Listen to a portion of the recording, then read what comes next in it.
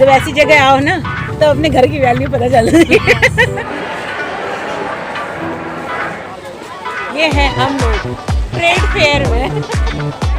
Google पर gate number 5 दिखाता है ट्रेड फेयर का, बट ये सही नहीं है। हमने भी जब अपनी कैब की बुकिंग कराई तो हम गेट नंबर 5 गए, बट वहाँ जाके पता चला हमें गेट नंबर 4 से एंट्री मिलेगी। गेट नंबर 4 से ही एंट्री करनी है सबने, ऑनलाइन ऑफलाइन। हाँ जी, हम लोग वर्किंग डेज पे गए थे और बहुत जल्दी ही पहुँच गए थे, अराउंड 11:30, तो कम क्राउड था। ये जो आप देख रहे हैं ये सच में कम क्राउड है।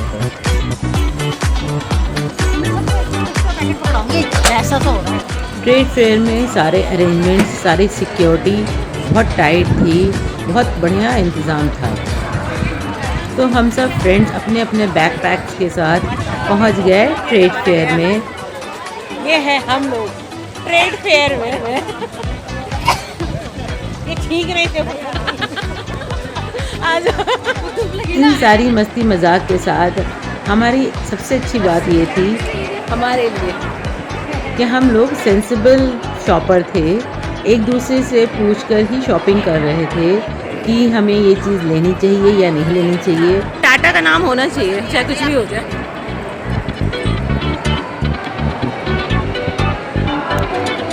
तो एंटर करते ही हम सबसे पहले इंटरनेशनल पवेलियन में पहुंच गए हैं, जहां हमें सबसे पहले दिखा टर्की का स्टॉल, जहां के आइटम्स बहुत ही सुंदर लग रहे थे। ये टर्की का स्टॉल है, सब ले लो, यहीं की लाइट्स कैसे लगा सब देख लो। ये टर्की है। जैसा कि हम जानते हैं ऐसे ट्रेड फेयर्स में, इस टाइप के फेयर्स में सामान बहुत महंगा होता है, और वैसे ही मुझे भी यहाँ टर्की के स्टॉल में काफ़ी आइटम्स ओवर प्राइस लगे।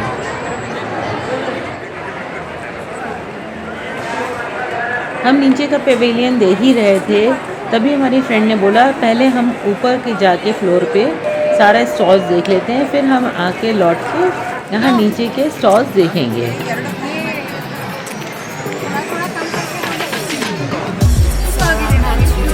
मैं तो कहीं की भी देख हाँ, चेतना मेरा क्या नाम है। ये तोड़े क्यों गए हैं वैसे? Okay, some new construction. ये एम्फी थिएटर है ना गुजरात में, अहमदाबाद बोलिए। तो हमने भी यही सोचा कि चलो वहाँ जाते हैं, वहाँ पे मोस्टली इंडियन स्टॉल्स थे।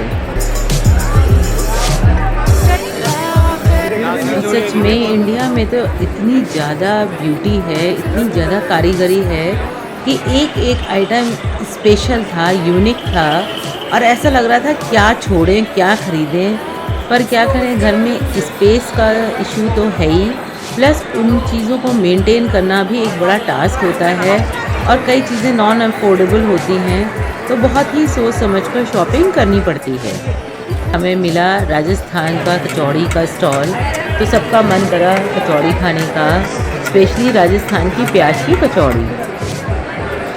मैं बहुत सालों बाद ट्रेड फेयर गई थी, और वहाँ जाके बिल्कुल बच्चों के जैसे हर एक चीज़ को देखने का मन कर रहा था। स्पेशली हर स्टेट की जो वैरायटी है, हर स्टेट की स्पेशलिटी है, उसको देखकर तो बहुत ही ज़्यादा मज़ा आ रहा था।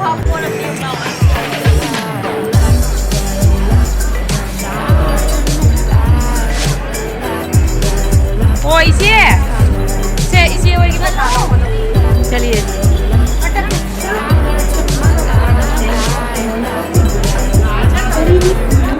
मुझे ट्रेड फेयर की एक बात बहुत इंटरेस्टिंग लगी कि हर स्टेट ने अपने पवेलियन के बाहर सेल्फी पॉइंट्स बना रखे थे, तो उस स्टेट की यूनिकनेस को रिप्रेजेंट करते थे। गुजरात की पवेलियन में आप लिप्पन आर्ट के स्टॉल में ज़रूर जाइएगा, वो इतनी ब्यूटीफुल थी, इतना सुंदर काम था वहाँ पर कि उसे देखकर लगा कि घर पर मैं ज़रूर इस आर्ट को ट्राई करूँगी। गाइस, वहाँ पे इतने सुंदर सुंदर सेल्फी पॉइंट्स हैं कि आपको वहाँ ज़रूर जाना चाहिए अपनी यूनिक सेल्फीज़ के लिए।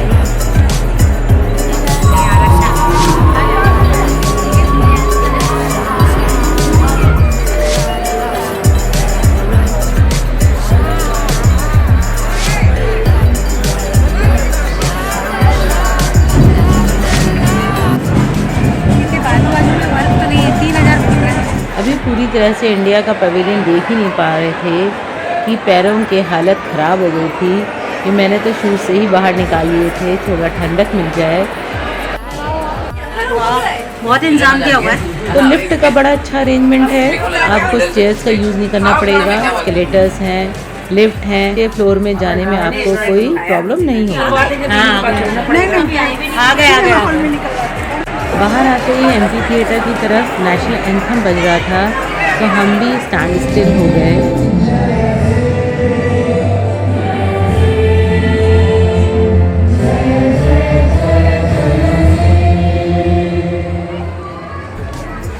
और नीचे के फ्लोर में आके हम फिर से इंडियन स्टेट्स के स्टॉल्स में चले गए और वहाँ जाके डिफरेंट वैरायटी में इतने खो गए कि पता ही नहीं चला कि हमें इंटरनेशनल वाले फेयर में भी जाना था। जैसा कि मैंने पहले भी कहा कि वहाँ पे बहुत ही यूनिक चीज़ें हैं बट बहुत एक्सपेंसिव लगी, और शायद वो लोग भी इतना ज़्यादा प्राइस इसीलिए रखते हैं क्योंकि उनको पता है कि लोग आकर यहाँ बार्गेनिंग ज़रूर करेंगे। इन ट्रेड फेयर्स का फ़ायदा ये होता है कि हमें डिफरेंट स्टेट्स के स्पाइसेस, उनके खान पान की वैरायटी, क्या क्या यूनिकनेस है उन स्टेट्स की, वो हमें एक ही जगह सारी इन्फॉर्मेशन मिल जाती है।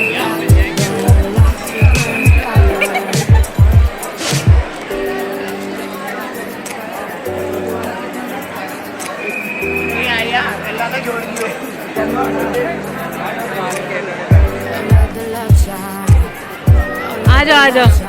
हम सब थक तो बहुत ज़्यादा गए थे बट फिर भी वहाँ पर एक साइंस एंड टेक्नोलॉजी का भी पवेलियन था जिसे कि हम मिस नहीं करना चाहते थे। बहुत सारे टीवी चैनल वाले भी उन स्टॉल्स को दिखा रहे थे अपने अपने चैनल्स पर।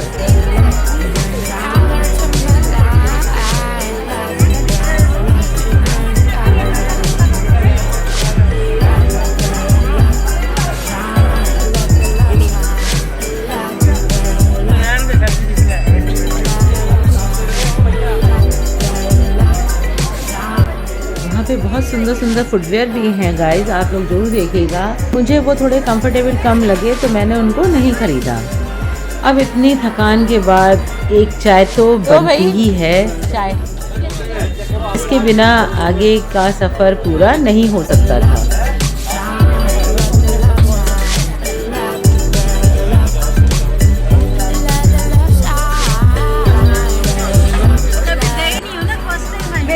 टेंशन फ्री वाले पूछे ही नहीं कहाँ है। हाँ तो लेना कुछ, चल आगे। जाते जाते भी हमने थोड़े से स्टॉल्स और देख लिए।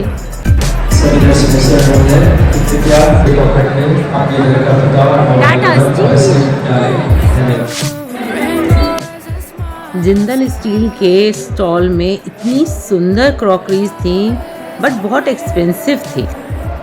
और हाँ, अगर थकान मिटानी हो तो कुछ यूनिक सेल्फीज खिंचवा लीजिए जिसको देख के आपको मज़ा आ जाए। यार इंडिया के स्टॉल्स में तो इतना ज़्यादा टाइम लग गया कि फिर हमारा इंटरनेशनल जो ट्रेड फेयर था उसके स्टॉल्स फिर रह गए।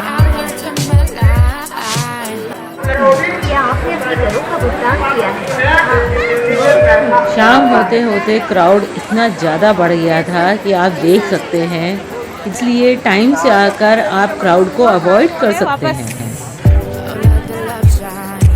आज मजा आ गया सच में। मौसम अच्छा था तो घूमने सही है।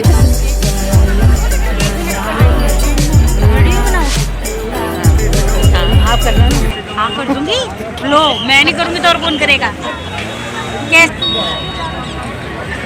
अब बारी थी कैब का इंतज़ार करने की। हम सब बहुत ज़्यादा टायर्ड थे और जो 10-12 मिनट का आप वीडियो देख रहे हैं उसमें हमने 6 घंटे बिताए थे। कितनी स्टफ्ड बैठे सामान देखो, सब पैरों पे सारे सामान और क्या वही शाबाश उड़ा के खुशी मिली है उन्हें।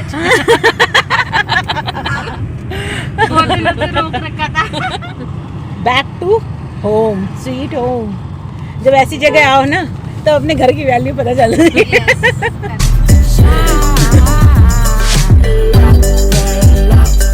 लग गया तो फिर तो हम ले ही लेते हैं। तो ये चीज ऐसी है कि यूज स्मार्ट लोग, तो आपको एक वार्डरोब में इसको जरूर ऐड करिएगा। वो ये ऐसे दिया नहीं था उन्होंने, मैंने इसको पैक करके रख दिया था, फिर मैंने कहा चलिए आप लोगों को दिखा देती हूँ। मैंने आपको बताया था कि मैं ऑनलाइन पेमेंट में क्या क्या प्रिकॉशंस रखेंगे उसके बारे में वीडियो जल्दी बनाऊंगी, बट मेरा जो प्रॉब्लम था वो अभी तक रिजॉल्व नहीं हुआ है। और प्रॉब्लम बताना ही वीडियो नहीं होता, उसका सोल्यूशन भी इम्पोर्टेंट होता है। जल्दी ही वो वीडियो विद सोल्यूशन आपके सामने आएगा। तब तक keep watching, keep sharing, bye.